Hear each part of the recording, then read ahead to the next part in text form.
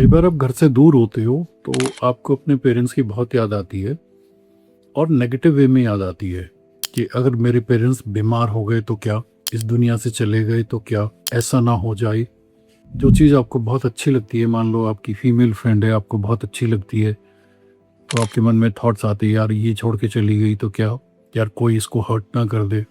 जितनी चीज़ आपको अच्छी लगती है, जितनी चीज़ प्यारी होती है, उतना ही उनको अपनी ज़िंदगी से दूर जाने का एक अजीब सा मतलब ऐसा कुछ इंडिकेशन नहीं आ रहा होता है, लेकिन एक अजीब सा एहसास होता है कि यार अगर ऐसा गलत हो गया तो क्या होगा। जो चीज़ जितनी प्यारी होगी उतना ज़्यादा ही ये अंदेशा होगा। अब इसका इलाज क्या है?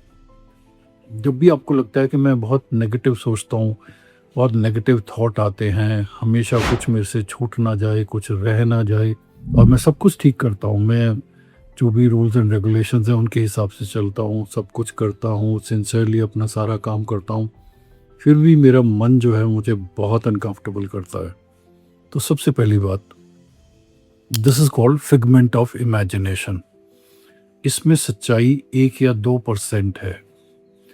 जितना भी नेगेटिव आप अपनी लाइफ में सोचते हो, अभी तक जितना भी आपने नेगेटिव सोचा है, उसको अगर आप इकट्ठा करके देखोगे तो उसमें मुश्किल से 0.5% टू 1% हुआ होगा।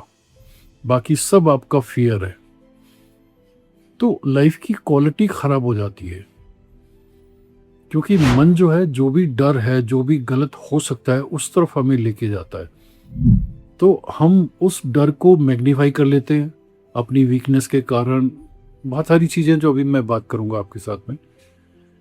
तो जब हमारा डर और मैग्नीफाई हो जाता है और मैग्नीफाई हो जाता है, तो हम उसी में उलझे रहते हैं। अंदर से बहुत फेंट सी एक फीलिंग आती है कि नहीं, इसमें कोई सच्चाई नहीं है, लेकिन हम उसको इतना ज़्यादा मैग्नीफाई कर लेते हैं और मन इतना प्रबल इंडिकेशन देता है कि नहीं यार, अगर ऐसा हो गया तो क्या करूँगा, क्या करूँगा।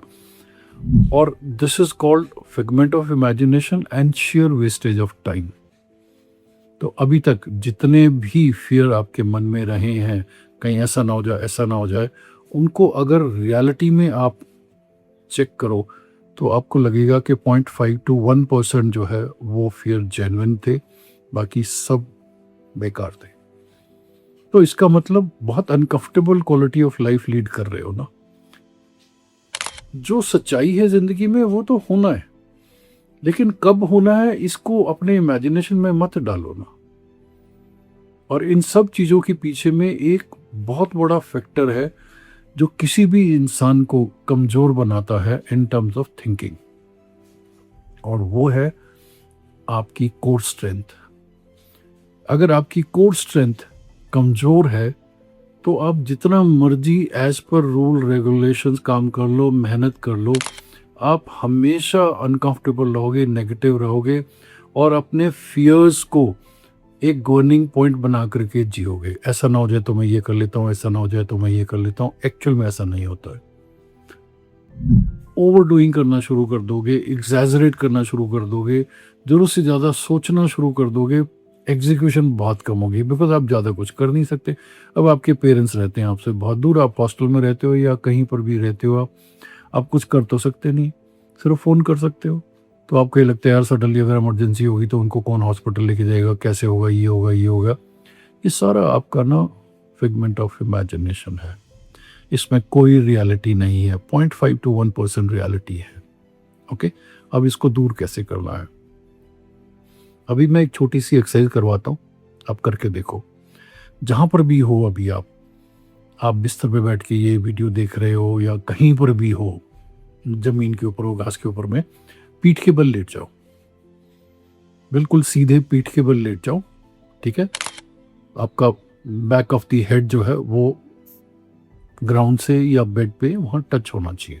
ठीक है, अपनी लेग्स को स्ट्रेट करो, लेग्स को दोनों को ज्वाइन करो और अपनी टोज को आगे की तरफ स्ट्रेच कर दो। क्लियर? तो अब आप बिल्कुल एक डंडे की तरह लेटे हुए हो, जहाँ पे हेड आपका जो है ग्राउंड को या बेड को जहाँ भी लेटे हो उसको टच कर रहा है, और दोनों लेग स्ट्रेट है और टोज जो है आगे की तरफ है। अब धीरे धीरे दोनों लेग्स को जिस भी सरफेस पे आप लेटे हो वहां से 5 to 6 इंचेस लिफ्ट करो। बम्स को नहीं करना है, बम्स को वहीं सरफेस पे ही रहने दो। तो एक साथ जो है दोनों लेग्स को, टोज को आगे स्ट्रेच करते हुए 5 to 6 इंच उस सरफेस से ऊपर उठाओ।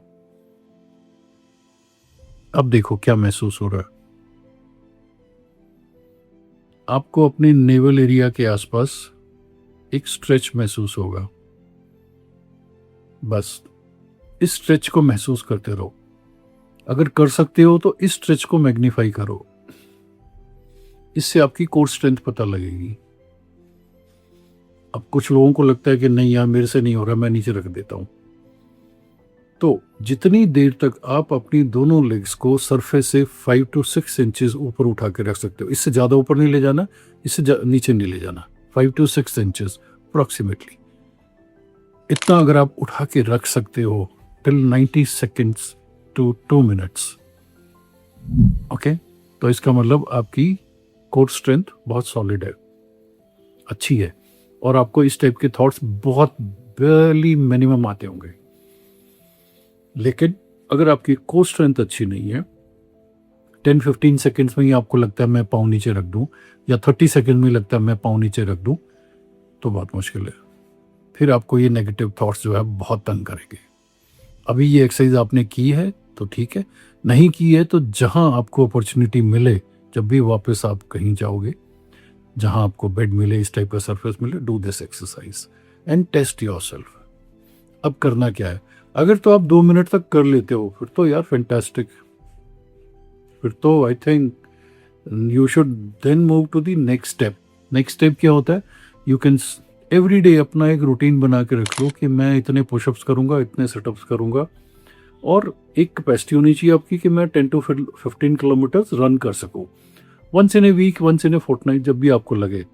ओके, चोरी चोरी 10 से 15 किलोमीटर आप रन कर सके एवरी डे। 50 से शुरू कर लो, 50 सेटअप्स, 50 पुशअप्स, और या फिर आप और फिर धीरे धीरे इसी को बढ़ा करके 300 तक ले जाओ, 300 to 500 तक।